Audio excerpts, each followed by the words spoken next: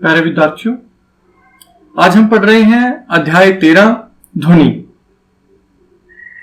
तो जैसा कि प्रश्न का नाम है, हम सबसे पहले यही समझ लेते हैं कि ध्वनि क्या है। तो ध्वनि ऊर्जा का एक रूप है जो हमारे कानों में श्रवण संवेदन उत्पन्न करता है। तो ध्वनि एक ऊर्जा है, ध्वनि ऊर्जा का ही एक रूप है, लेकिन एक ऐसा रूप जो हमारे कानों में श्रवण संवेदना, यानी कि हमें कानों में एक उत्तेजना, एक संवेदना महसूस होती है ध्वनि को सुनकर। तो ध्वनि ऊर्जा का एक रूप है जो हमारे कानों में श्रवण संवेदन उत्पन्न करता है। ध्वनि कैसे उत्पन्न होती है? तो ध्वनि वस्तुओं में कंपन से उत्पन्न होती है। कभी भी कोई वस्तु जब कंपन करती है, हम किसी वस्तु पर आघात करते हैं, वो कंपन करती है, तभी ध्वनि उत्पन्न होती है। बिना कंपन के ध्वनि उत्पन्न नहीं हो सकती। कंपायमान वस्तुएं ध्वनि उत्पन्न करती हैं। कुछ स्थितियों में कंपन हमें आसानी से दिखाई दे जाती है, लेकिन अधिकांश स्थितियों में इनका आयाम इतना कम होता है कि हम उन्हें देख नहीं पाते। तथापि हम इन कंपनों का अनुभव कर सकते हैं। तो कंपन क्या है? किसी वस्तु की अपनी माध्य स्थिति के इधर उधर या आगे पीछे होने वाली गति को कंपन कहते हैं। जैसा कि आप यहाँ उदाहरण में देख सकते हैं, अगर एक स्केल को हम नीचे की ओर खींचकर छोड़ दें तो यह ऊपर नीचे कंपन करेगा, इससे एक ध्वनि पैदा होगी।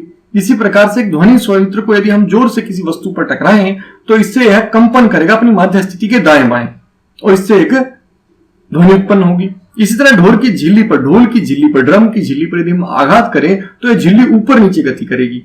इस कारण कंपन उत्पन्न होगी और कंपन से ध्वनि पैदा होगी। तो हमने पढ़ा कि ध्वनि एक ऊर्जा का रूप है, ध्वनि कंपन से पैदा होती है। और कंपन क्या है? किसी वस्तु की अपने मध्य की स्थिति, जो शांत स्थिति है उसकी, उससे इधर उधर, ऊपर नीचे या आगे पीछे होने वाली गति को कंपन कहते हैं। अब हम बहुत सारे वाद्य यंत्रों को आप देख रहे हैं। ये वाद्य यंत्र जो हैं, इनमें क्या क्या कंपित होता है? तो हम यहां देख सकते हैं, जैसे सितार में तार कंपित होता है, तबले में तबले की झिल्ली कंपित होती है, हारमोनियम में अंदर एक पतली झिल्ली लगी रहती है जो कंपित होती है, धातु की पत्ती होती है वो कंपित होती है, उससे ध्वनि पैदा होती है। अगर हम मंजीरों को देखें तो मंजीरे जब आपस में टकराते हैं तो इनकी दोनों की धातु की प्लेट कंपित होती है। इसी तरह एक तारा में तार कंपित होती है, ठीक। और इसी तरह से अगर हम जल पर देखें तो जल पर जल कंपित होता है। जब किसी बर्तन में रखकर जल को टकराया जाता है तो बर्तन और जल दोनों कंपित होते हैं, जिससे बहुत मधुर ध्वनि उत्पन्न होती है। अब मनुष्य में कैसे ध्वनि उत्पन्न होती है? मनुष्य भी बोलता है तो ध्वनि उत्पन्न हो रही है, और हमने कहा कि ध्वनि के लिए कंपन आवश्यक है। तो कौन सी चीज कंपित होती है जिससे ध्वनि पैदा होती है? तो मानव में ध्वनि वाक यंत्र या कंठ द्वारा उत्पन्न होती है। शरीर का यह भाग वाक यंत्र कहलाता है। यह श्वास नली के ऊपरी सिरे पर होता है। वाक यंत्र या कंठ के आर पार दो वाक तंतु इस प्रकार तानित होते हैं कि उनके बीच में वायु के निकलने के लिए एक संकीर्ण झिरी बनी होती है। जब फेफड़े वायु को बलपूर्वक झिरी से बाहर निकालते हैं तब वाक तंतु कंपित होते हैं, जिससे ध्वनि उत्पन्न होती है। तो ध्वनि कैसे उत्पन्न होती है इसे हम फिर एक बार समझ लेते हैं। मनुष्यों द्वारा ध्वनि, मानवों में ध्वनि वाक यंत्र अथवा कंठ द्वारा उत्पन्न होती है। शरीर का यह भाग वाक यंत्र कहलाता है। आप यहां देख सकते हैं, ये वाक यंत्र है। इस वाक यंत्र में एक झिल्ली होती है।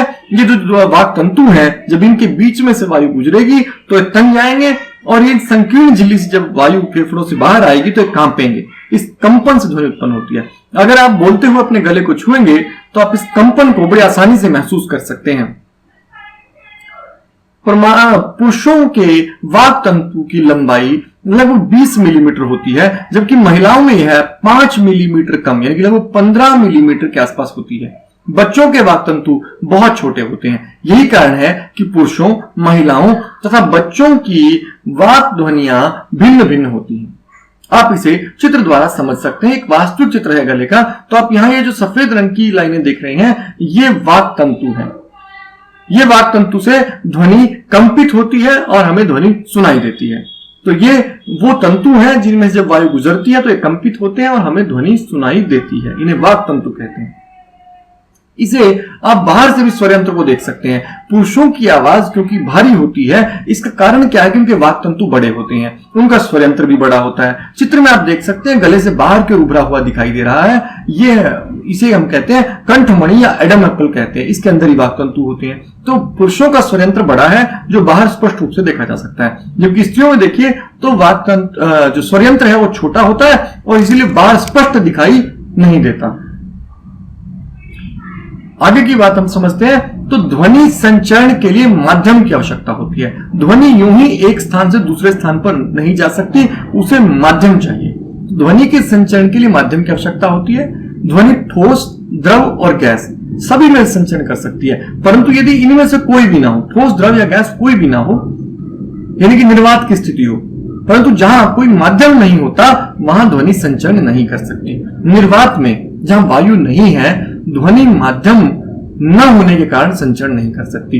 इसे हम एक उदाहरण के द्वारा भी समझ सकते हैं। यदि हम एक जार में, एक बेल जार में एक विद्युत घंटी लटका दें, अगर हम इसे चलाएंगे तो यह घंटी आवाज पैदा करेगी, लेकिन यदि हम एक पंप की सहायता से इस बेल जार के अंदर की वायु निकाल लें तो जैसे जैसे वायु निकलती जाएगी ध्वनि कम होती जाएगी, और जब पूरी वायु निकाल लेंगे तो घंटी बजती रहेगी किंतु कोई ध्वनि पैदा नहीं होगी। तो घंटी से हथौड़ा तो टकराता रहेगा लेकिन ध्वनि उत्पन्न नहीं होगी, क्योंकि संचरण के लिए माध्यम नहीं है। तो ध्वनि उत्पन्न तो हो रही है क्योंकि हम तक आने के लिए उसके पास माध्यम नहीं है, इसलिए ध्वनि एक स्थान से दूसरे स्थान तक नहीं आ रही, इसलिए हमें घंटी की कोई आवाज सुनाई नहीं देगी।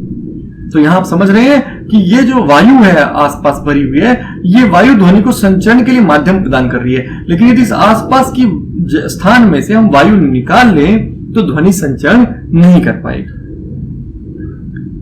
तो हम कानों से सुनते कैसे? हम ध्वनि को अपने कानों द्वारा सुनते हैं। कान के बाहरी भाग की आकृति कीप जैसी होती है। जब ध्वनि इसमें प्रवेश करती है तो एक नलिका से गुजरती है और जिसके सिरे पर एक पतली झिल्ली तानित होती है, इसे कर्णपटय कहते हैं। कर्णपटय एक तानित रबड़ की शीट के समान होता है। ध्वनि के कंपन कर्णपटय को कंपित करते हैं। कर्णपटय कंपनों को आंतरिक कर्ण तक भेज देता है, वहां से संकेतों को मस्तिष्क तक भेज दिया जाता है। इस प्रकार हम ध्वनि को सुनते हैं। आप चित्र के द्वारा इसे समझ सकते हैं। ये बाहर का कान है, बाह्य कर्ण जिसे हम कहते हैं। ये बाह्य कर्ण कीप के आकार का होता है। ये ध्वनि को इकट्ठा करता है, ध्वनि को इकट्ठा करके इस नली को भेज देता है। फिर नली को आप देखिए, ये नली है श्रवण नलिका। श्रवण नलिका से होती हुई ध्वनि यहां ये कर्णपटय से टकराती है, जिसे हम कान का पर्दा भी कह देते हैं। तो ये कान के पर्दे से टकराती है, पर्दा कंपित होता है। फिर ये मध्य कर्ण है। मध्य कर्ण में 3 हड्डियां रहती हैं, मुद्गरक, निहाई और वलयक। ये जो हड्डियां हैं, ये हड्डियां कंपन को आवर्ध करके बढ़ा देती हैं। ये बढ़ी हुई ध्वनि पश्च कर्ण यानी कि आंतरिक कर्ण तक पहुंचती है।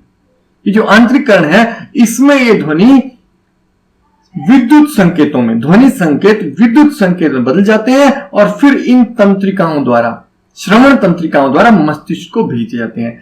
मस्तिष्क इसका विश्लेषण करके समझ लेता है कि ध्वनि कैसी है। और आपको ये जानकर आश्चर्य होगा कि हमारे कान और नाक आपस में जुड़े हुए हैं। यह नली जो आप नीचे की ओर देख रहे हैं, यह नली नाक में खुलती है।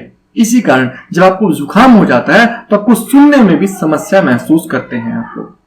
तो इस लेसन में अभी यहां तक ही, अगली वीडियो के साथ इसी लेसन के अगले भाग को पढ़ेंगे। तब तक के लिए आप इसे अच्छे से अभ्यास कर लें।